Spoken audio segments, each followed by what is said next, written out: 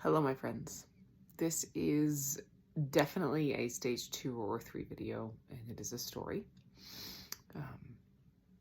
So take that as context for this. This is for those of you who have experienced a difficult or are in a difficult situation while you're in recovery. I want to give a piece of my story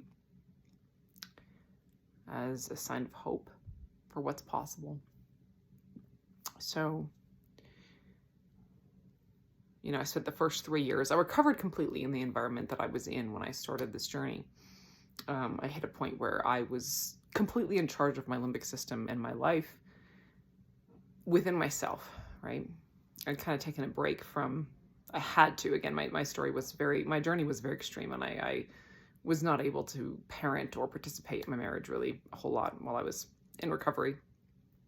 And this story is not your story. Remind yourself of that. My story is not yours. That's something that comes up when I share this at times. I want you to take from this the meat of it, the truth of what's possible, not the circumstances. And once I hit recovery, almost immediately, that was when COVID started. I hit recovery, and literally at the exact same time COVID started, the whole pandemic and the shutdown started. And at the exact same time, I realized that my marriage was over, and that this person and I were never going to be able to get along in any way. And shortly thereafter, I realized that said person was also the cause for most of my limbic impairment and continued struggle and suffering. And I have 5 children, right? This is a very difficult situation to deal with. And this happened as soon as I hit recovery. So it's not been an easy journey. But may this be a testimony to the power of truth, the power of faith, and the power of trust in the divine, and in a bigger picture, a bigger goodness than what we can imagine. I set the intention to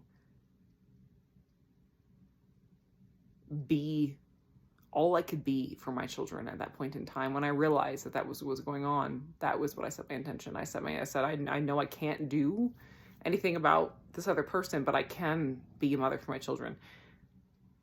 And it still took me a while before I realized that I would never be able to maintain or sustain or complete my recovery in that environment. So about 1.5 years ago, I left the house where my children live, and I moved here.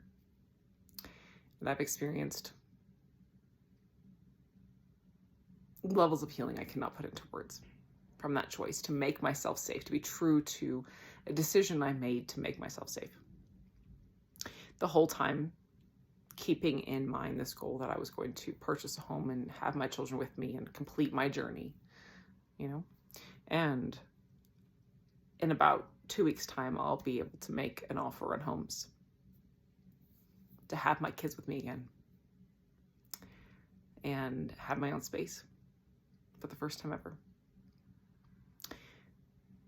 And I can tell you that this entire time has been one giant leap of faith. I've known nothing. I don't have a website. I have relied completely on faith and trust in the divine and the purity of my own intentions to get to this point.